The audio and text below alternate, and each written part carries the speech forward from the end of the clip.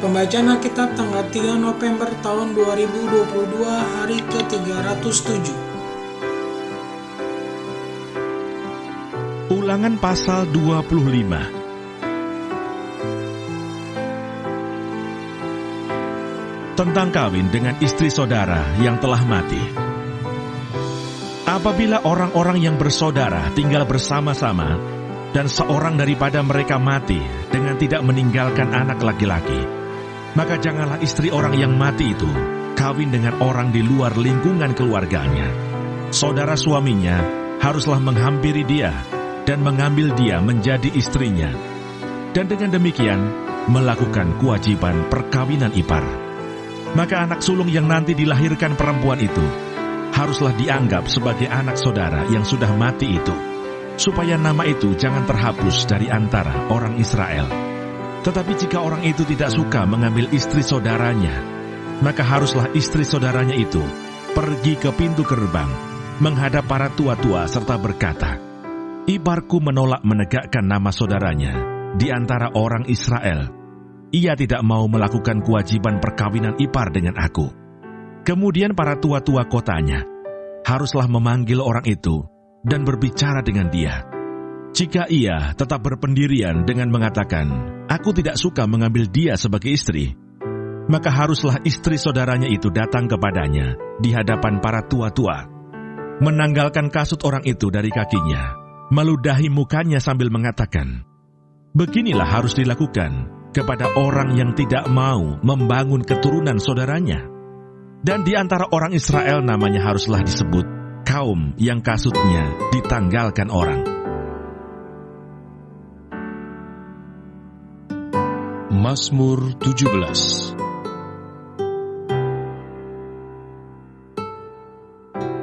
Diburu dengan tak bersalah. Doa Daud. Dengarkanlah Tuhan perkara yang benar, perhatikanlah seruanku, berilah telinga akan doaku, dari bibir yang tidak menipu.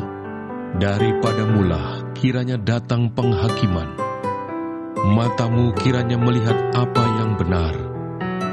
Bila engkau menguji hatiku, memeriksanya pada waktu malam, dan menyelidiki aku, maka engkau tidak akan menemui sesuatu kejahatan. Mulutku tidak terlanjur. Tentang perbuatan manusia, sesuai dengan firman yang engkau ucapkan, aku telah menjaga diriku terhadap jalan orang-orang yang melakukan kekerasan. Langkahku tetap mengikuti jejakmu, kakiku tidak goyang.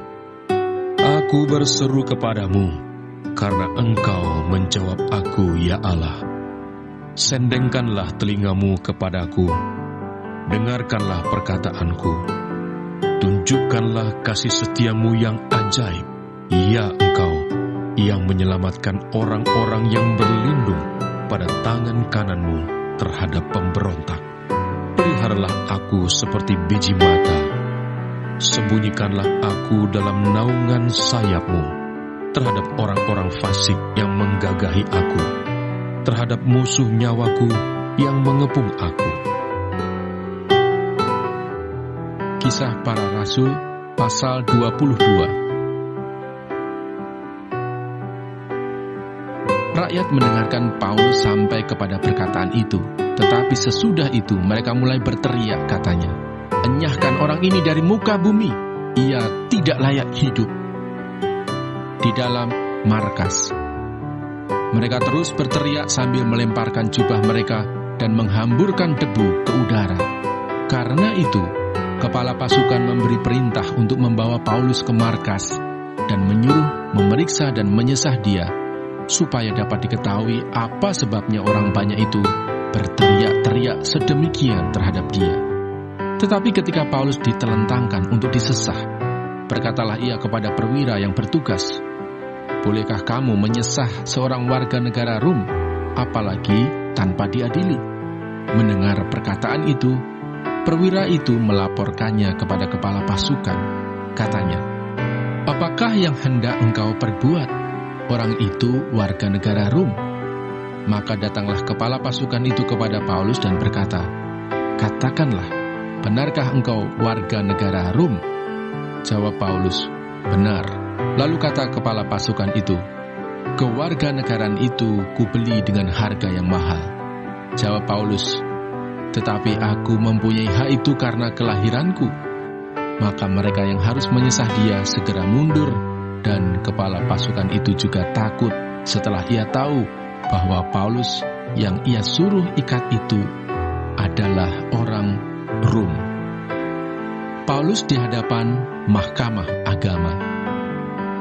Namun kepala pasukan itu ingin mengetahui dengan teliti apa yang dituduhkan orang-orang Yahudi kepada Paulus. Karena itu pada keesokan harinya, ia menyuruh mengambil Paulus dari penjara dan memerintahkan supaya imam-imam kepala dan seluruh mahkamah agama berkumpul. Lalu ia membawa Paulus dari markas dan menghadapkannya kepada mereka. Kisah Para Rasul pasal 23. Sambil menatap anggota-anggota mahkamah agama, Paulus berkata, "Hai saudara-saudaraku, sampai kepada hari ini, aku tetap hidup dengan hati nurani yang murni di hadapan Allah." Tetapi imam besar Ananias menyuruh orang-orang yang berdiri dekat Paulus menampar mulut Paulus. Membalas itu Paulus berkata kepadanya, "Allah akan menampar engkau, hai tembok yang dikapur putih-putih. Engkau duduk di sini untuk menghakimi aku menurut hukum Taurat.